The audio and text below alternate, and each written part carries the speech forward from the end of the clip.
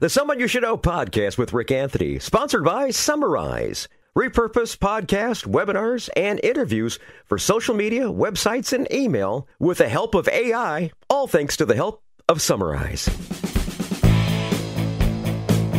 Hi, I'm Rick Anthony, and welcome to the Someone You Should Know podcast, the podcast that focuses on musicians, authors, and interesting people.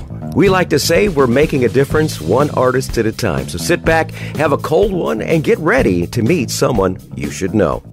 On the podcast this time, a musician with a really smooth sound. He's an educator and a great guy. Going to showcase a couple of his songs today. Will you please welcome my friend Duke Hiatt. Duke, welcome aboard. Hey, thanks, Rick.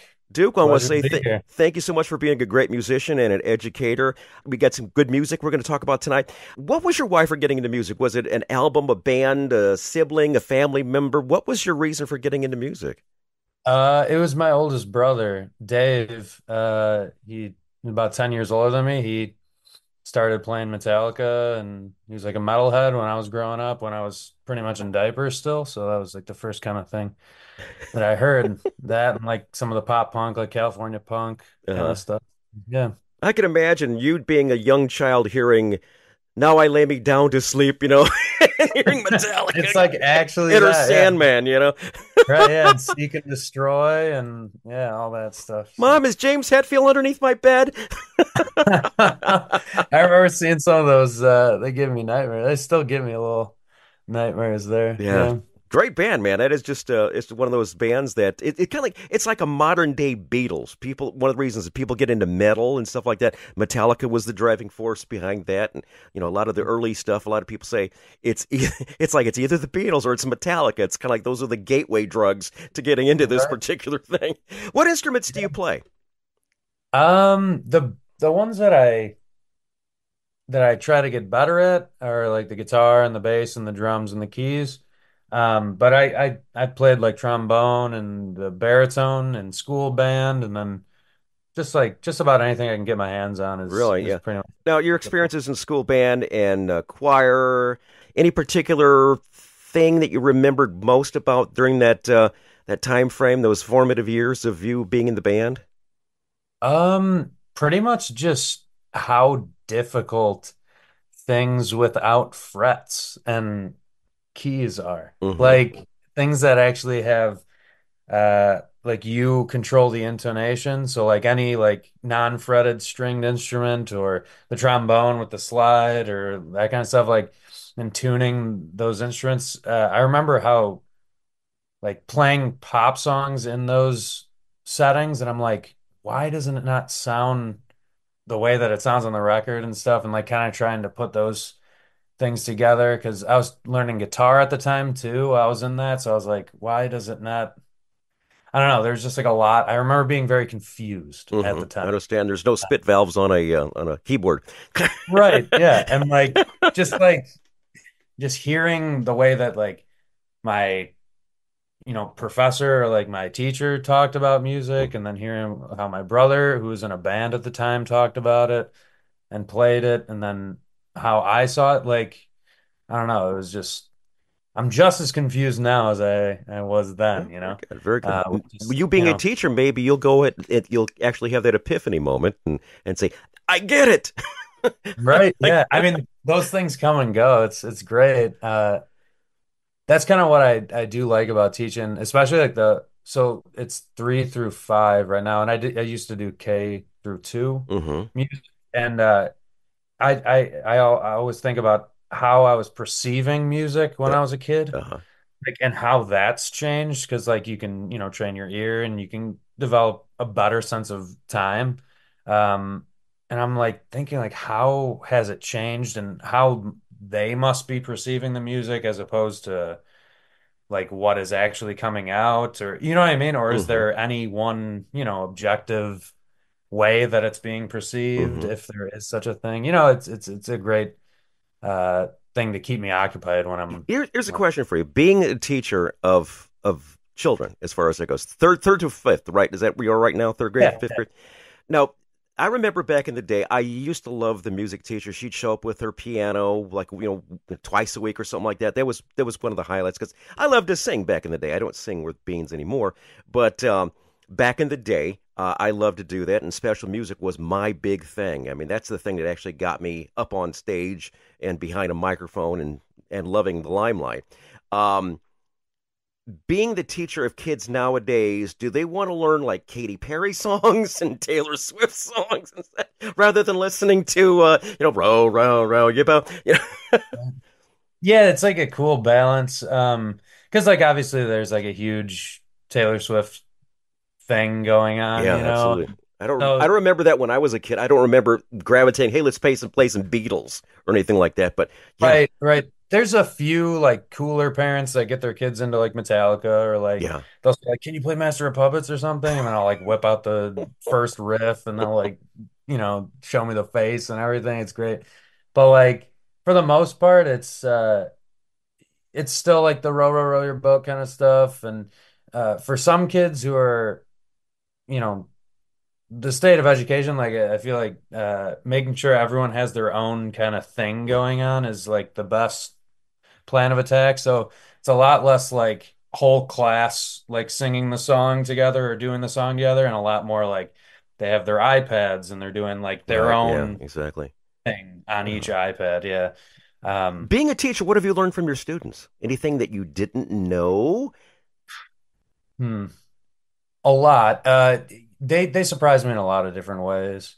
Um, because like I have like kids who can sit on the piano and play like Scott Joplin, like the Maple Leaf Yeah. Rag. Oh gosh. And then I got some kids that have just like have no idea like what like a pulse is. You know what I mean? Like, they don't even know like that it feels even, Uh-huh. like Yeah. so it's I've learned that there's just such a wide Yeah, range absolutely. of I musical was one of those. stuff. I was one of those individuals who had X number of years of piano lessons, but I was white and had no rhythm. And my version of Stairway to Heaven legendary because it sounds nothing like the original. It's a I would say a jazz fusion version of Stairway.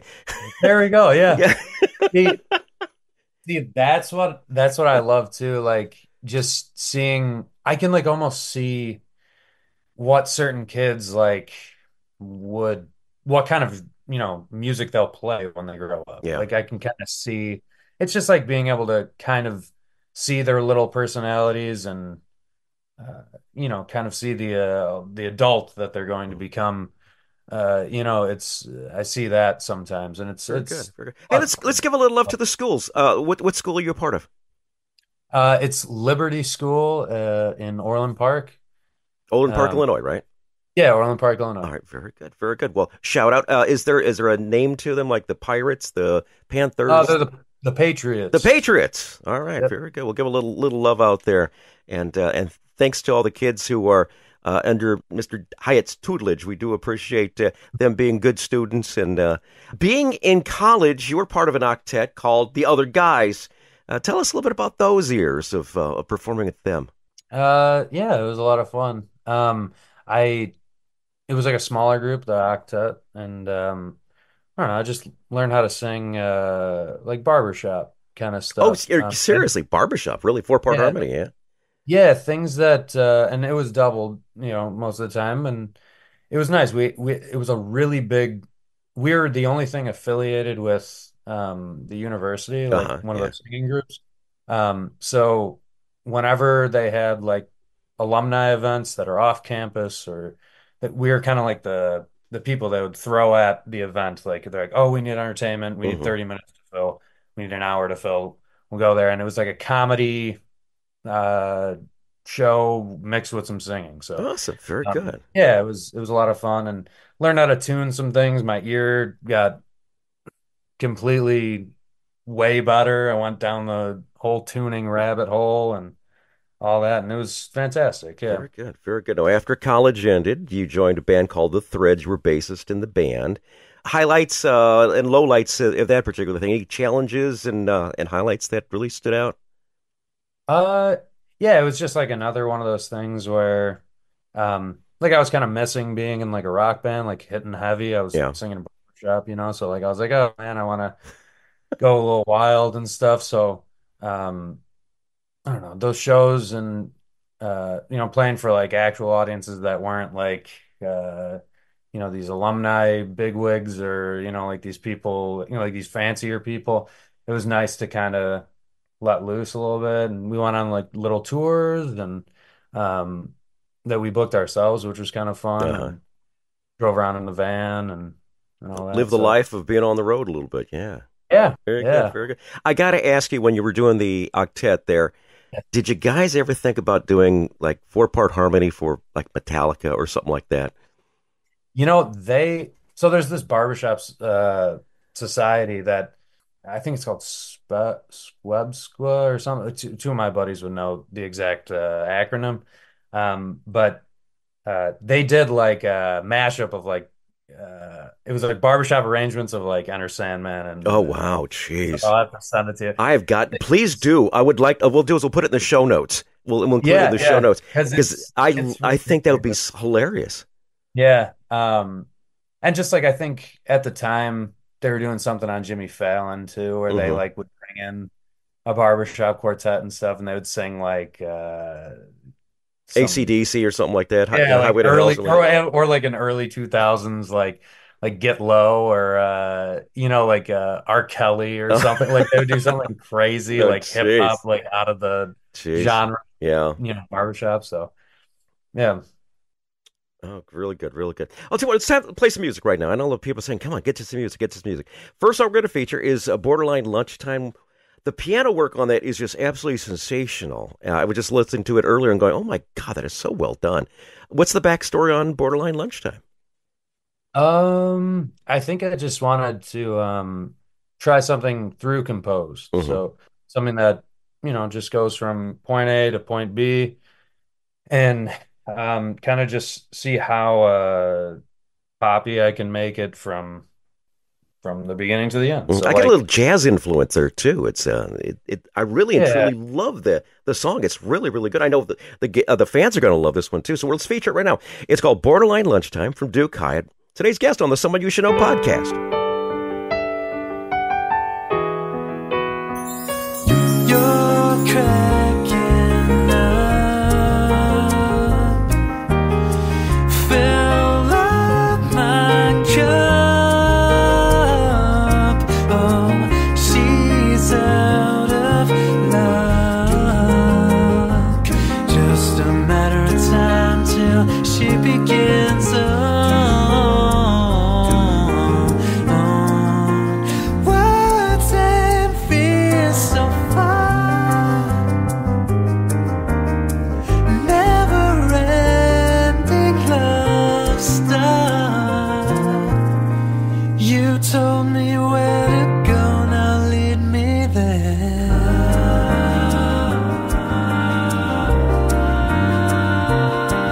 That's all I need.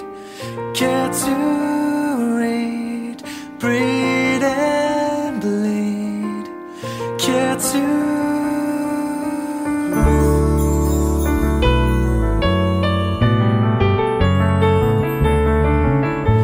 I can't remember how, but you could be dead wrong.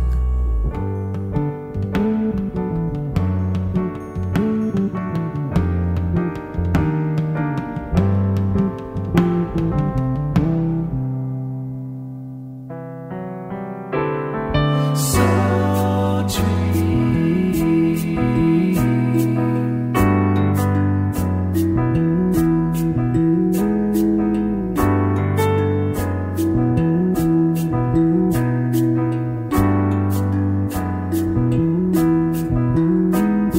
And dream,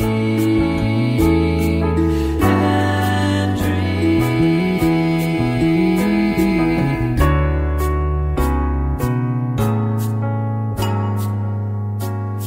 See.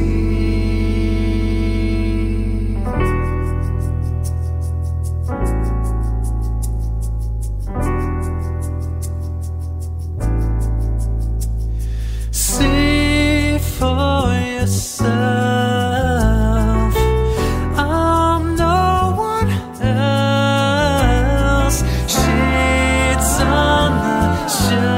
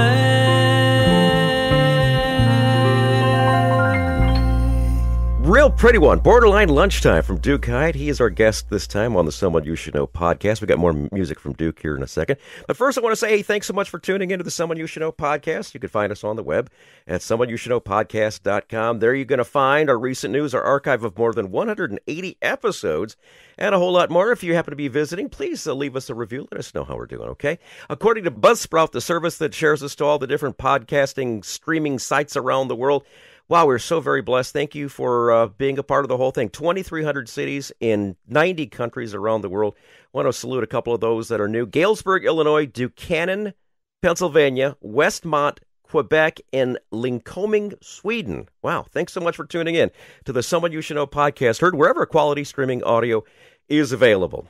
Hi, it's Rick again for Summarize. Summarize repurposes your content from audio and video into engaging, shareable social posts, email content, summaries, quotes, and more. Hey, it's hard work to create high-quality content from podcasts and video content. Summarize gives you multiple types of content to support your marketing channels, from social media posts and email newsletters to show summaries and a whole lot more. As a matter of fact, if you go there today, you can upload up to 60 minutes for free and find out why I like it so much. Go to summarize.com to learn more. That's SUMMARAIZE.com. Thanks for listening, and now back to our podcast. Thanks for listening. We're speaking with Duke Hiatt. Now, Duke, during COVID-19, that was kind of like when the threads kind of disbanded and you started to think about doing your own stuff. What was your thoughts during that whole time frame? First off, thinking, is this ever going to end? Are we going to be performing ever again? What was your thoughts during the COVID time frame? Yeah, yeah, at that time, a buddy of mine had been started playing with this band called Rookie, and they're from Chicago. Really, really talented group of people. And they were they went on tour with Local H, which is like a Chicago group. And so a couple of my friends were in that, and we were fizzling out, and as we kind of secluded, I was still going to like our studio space and practicing and everything and keeping up on it. And at around the same time, I met my now wife, who's in the other room. So like there was a lot of, change on the horizon, and I could, kind of feel it. And so it was for the best for sure. Like there's a lot of, people with their, you know, out the door, that they were getting ready to leave. And so I kind of took it in stride and took it as a time of like, there's always like time for more, self-reflection and more practice and time to learn more and experiment more. And then I can, get back to the performing and get back to the writing and recording at a different time too. So I kind of just took it as a universal sign. Is this where the teaching came also? Yeah, like the teaching a few years before. So I had moved to Chicago, and right as I graduated, I started working in CPS, Chicago Public Schools, and any teacher will tell you like their first year is just absolute, just it's just like a garbage year. You're not prepared for you can do really well in whatever practicum that you have or whatever student teaching thing you have, but it really doesn't prepare you for how much you have to be present and focused and all this stuff. So I was probably teaching about 2 years in CPS before I had kind of not started taking it a little bit more seriously, but kind of like focused a little bit more on the teaching and less on the performing, like playing out and going out every night and playing either an open mic or going to see a show or going, like the networking that comes with, being a musician. Something, kind of had to give when it came to that, it's like, I can't, I can still meet a lot of people in, like the school system, which is kind of nice too. I was going to say, when you play out, do you ever run into some of the parents of your students? I haven't played out super often around here. But like I know a lot of the kids, they'll find like either the parents show them or like the parents find the Spotify or like the kids will find the Spotify. They're like, "Is this you?" Like they're like, "This doesn't sound like you." And I'm like, I can't explain them that like at work, I like playing this character. Like I'm playing Mr. Hyatt, you Yeah, know. there you go. Yeah. But you know, it's fun when I'll have a kid like come up. I had one this year because I moved to a different school. The district had moved me from one school to the other, um, and uh, and one kid was just like, "I found your songs. Like, can you play me this one? Like, can you play it for me like live?" I'm like, "Oh, you know what? I don't have time for it right now, but like, I'm glad that you're listening. Like, it's nice. Very It's good. You'd have nice to to." share this podcast with all your students and such. Yeah. At I know, least the yeah, parents yeah. and I such. feel like the parents would really enjoy it Yeah, too. and the thing is, I really and truly owe my entire career to Miss Bush. She was my teacher in sixth grade, and it all started from this, Duke. It was a friend of mine and I. She was doing a little routine with these five or six girls. They were doing kind of like in hands and this that, and they're singing and doing this that and the other, and Jeff and I were just goofing off behind her. And instead of disciplining us, she says, I'm going to get you guys. You are going to be a part of this whole thing. And what she did was she had us starting in the back, and we were making fun of the girls, and waving our hands, being goofballs and such like that. But as they went to like the next verse or whatever like that, we went a little further, moved our chairs a little further around the back. And by the end of the song, we were in front leading the girls, and we all became part of the whole thing. It was all in unison at the very end, and it was like we got so much applause, and it was like, God, this is all I want to do. I just want to be in front of a crowd, and that's why I got into radio. I grew up in Chicago. I grew up on WLS in Chicago when I was a kid, and this is all I've ever wanted to do is to just talk and have fun. And I don't mind getting on stage. I love getting on stage, and I can get in front of 20,000 people. I've gotten in front of 100,000 people in St. Louis one time. It doesn't intimidate me at all. It's just something that becomes so natural to me. And I really and truly want to applaud all of the music teachers out there for giving kids the inspiration of doing things like this, because hey, it did me. And obviously, you've gotten something out of it as well, and it is just wonderful to see that. And teachers don't get paid enough as it is, so God bless you for the job that you do, Duke. Man, I really appreciate that. Thank you so much. That's yeah, brilliantly said. Thank you. Thank you so very much. Now, your artwork is kind of unusual. On all these singles, they've all got a little bit of it's just black and white, almost like clip art. What is the story behind the whole thing? I just wanted something really uniform. I wanted it to be like sketches or doodles, because I think that without like the big funding or like a fancy studio or fancy toys that I can't afford, I feel like it fits the recording aesthetically. And then I just have friends who do these black and white drawings, and I give them the song and it just draw something for me. Very good. Like it's How yeah, about give yeah. them a little love? Who's your friends? So one of them was a friend of mine, Katie Edwards. She did like the earlier work. And then Christian Bell, who does he worked or he did his undergrad at DePaul, and in like a graphic design course. Hmm. So now he does those newer ones. So at some point, I think I can't remember which song was his first and her last one, but um, it still stays Yeah, I continuous like the because it's uniformity. You're absolutely right. It's very, very good. Where can people find you on social media? Where are we at? Um, probably the biggest thing is Instagram. Okay. Instagram and Spotify. Those are Okay. the two that I kind of stick to. I have all the songs go up on like Amazon and iTunes and like wherever else TuneCore will send it. Yeah, stream audio You- wherever, yeah, all the different platforms and such. right. We're going to Right. include that down in the show notes. So if anyone's listening right now and wants to get some more of this great music of yours, they know where to find it and find a way to reach out to you and say thank you for being a teacher. Like I say, you're one of the heroes. That's one of the things that I really and truly, when I was on the radio, I always gave a lot of praise to our military, our first responders, and our teachers, because those are the ones that really and truly make, mold, and save our lives. So we do appreciate everything you do. Next feature is my personal favorite. It's called Tales from the Road. These are those infamous road stories where things didn't go quite as planned. You've performed. You've actually been in class where things might not have gone exactly right as well, too. So let's go through your archive of all the years that you've been performing and maybe kind of come upon one of those tales from the road where things didn't go exactly as planned.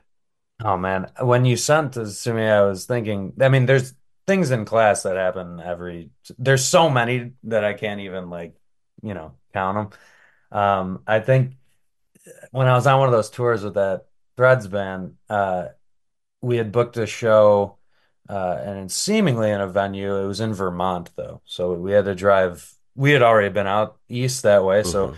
we had about like a 6 hour drive.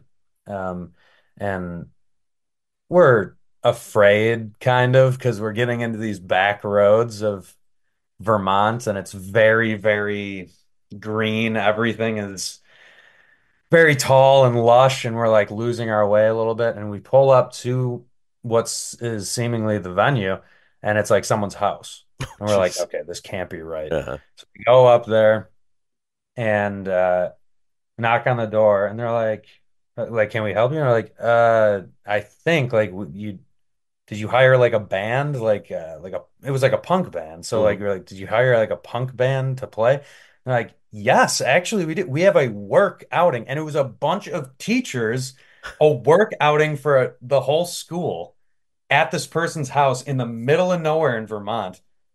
And we're like still kind of scared. We are like skeptical. We're like, okay. We just played in their basement. They all went nuts. Like all these, 30, 40 year olds. We're like early 20s at the time. We couldn't believe it. We like they gave us like a tent. We like camped out in their backyard in Vermont. Like this wasn't anything that we tried to look it up too, and like Google Yeah. Maps, and like it showed up as like a thing like a like a forest or whatever. And we're like, this can't be right, but we're gonna go to the address. Like that's what they gave us. Exactly. I think that's probably like the most unexpected, Wow. in a good way though, I Yeah, guess. yeah. I've Yeah. had so many people say, well, they actually get the address and such, and they realize that the venue is no longer there, or it burned down the previous week or something of Yeah. that. But no one told them that after driving, or they get there and they realize that this is condemned or whatever it might be, Right. or not finding it at all. There was a friend of mine that drove for like 5 or 6 hours trying to find this place. They never did find the venue. And it was just hard. But yeah, that you're very lucky to have something like that turn out so well. Yeah, we were like they're handing us drinks, and we're just like, do we drink? Like, do we trust this? Like, what is going Yeah. on? Yeah, just This isn't crazy. a cult, is it? Right. That's we're all looking at each other like, who's gonna drink it first? Like, geez. Because it was out there, man. It was so far up. I mean, I'd never been to Vermont, but I was like, this is far away from any town that Yeah. seen in hours. So. Looks like something out of the X-Files.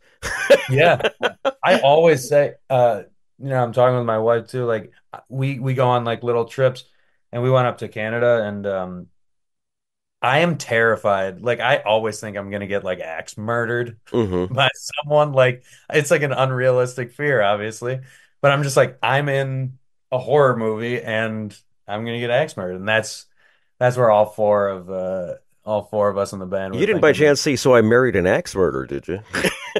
No, what is that? Oh my God, it's a Mike Myers movie from the '90s. You got to check it What? out. Oh yeah, it's called So I Married an Axe Murderer. It is a real movie with Mike Myers. It's hilarious. That's great. He plays several roles in the movie, and it's just a funny movie. It's just he kind of feels it, but actually he is absolutely right on his assumptions. Yeah, I think it came out like '92. It was right about the time Wayne's World was big. Okay. Yeah, Yeah. so very good. So be sure to check that out. Yeah, it's a great movie too, by the way. Definitely. We're going to Definitely. wrap up the show with another one of your songs called Offhand Wrong Turn. What is the story on this one? Just like It's about over. Vermont, going to this place, right? Right. Yeah. Yeah, exactly. Taking a wrong turn. It's just about like overthinking and an imposter syndrome, and like things that I was going through in my mid 20s, and I feel like imposter syndrome you never kind of get over. But Hmm. you learn how to tune it out, and this kind of helped me tune it out. Awesome. Very good. Offhand Wrong Turn is the final song. Thanks so much, Duke. We really appreciate you being on the show. Please say hi to your dad for us. We will, yeah. Thank you so much. It was so nice running into him. We ran into Duke's father at a concert recently, and he said, "Oh, you got to check. My son's going to be great. My son's going to be great." And he turned out really good. Good job, Duke. Do appreciate good it. Job to Dave too. Absolutely, good job to Dad, and good job to Duke and your wife for putting up with you and everything too. And once again, harnessing your fears of axe murdering. Don't worry about it. You're gonna do just fine. The music's fabulous. Thanks for being a guest on our show, Duke. Do appreciate it, man. Thank you so much, Rick. Have a good night.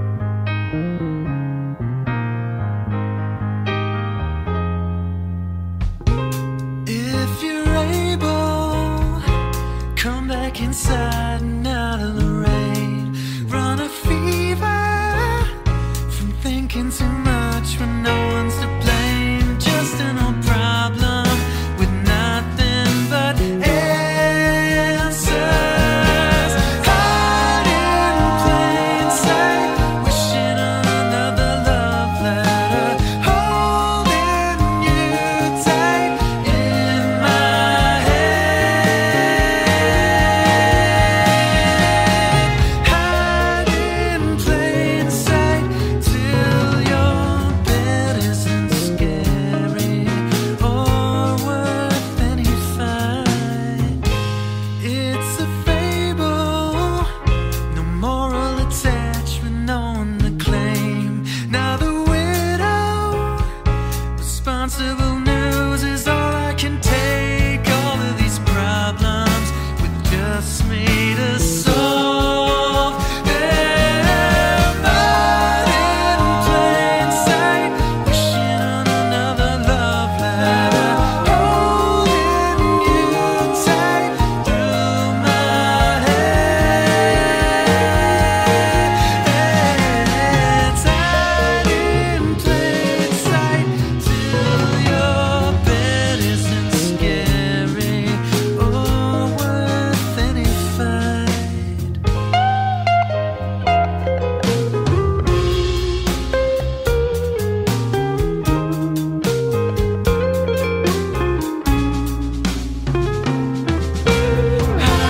Just an old prophesy, nothing but answers.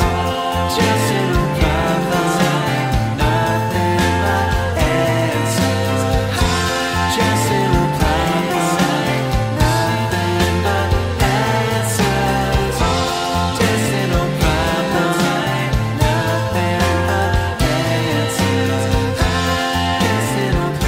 prophesy, nothing but answers.